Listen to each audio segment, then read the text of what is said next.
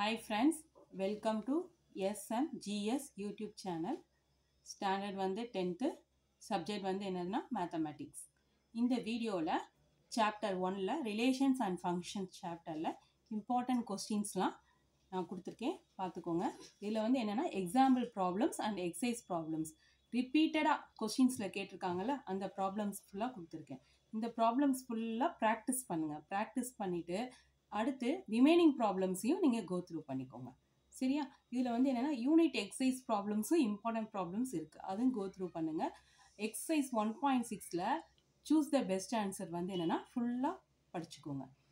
Next வந்து இப்போ ஒரு ப்ராப்ளம் எழுதும்போது அந்த ப்ராப்ளமை ஃபஸ்ட்டு நல்லா அண்டர்ஸ்டாண்ட் பண்ணிக்கோங்க. பண்ணிவிட்டு சொல்யூஷன் கிவன் எடுத்து எழுதும்போது ஃபார்முலாஸ் வந்து ஹைலைட் பண்ணி காமிங்க.